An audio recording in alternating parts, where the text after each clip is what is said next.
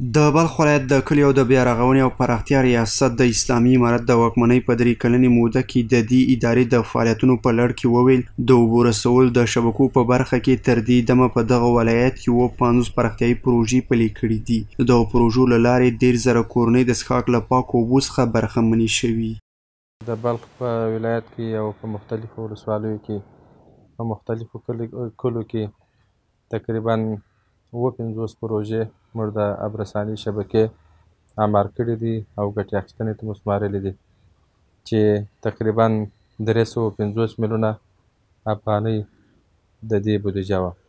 ښاغلي شبیر له کورنۍ بودیجې څخه د 40 میلیونه افغانیو په لګښت د 9 چک بندونو د جوړولو خبر هم ورکوي. د بلخ ولایت په غرنیو ولسوالیو کې چې البرز، شولګره، کشندې، زارې او ورسره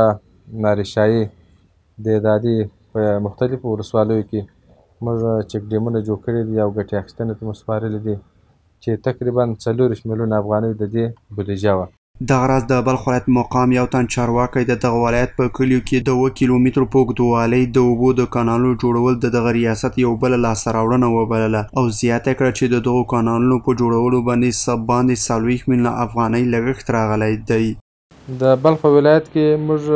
7 کیلومتره کانالونه پخ کړي دي، اساسي مو جوړ کړي دي چې د دې بودیجه تقریبا 40 میلیونه افغانۍ وه.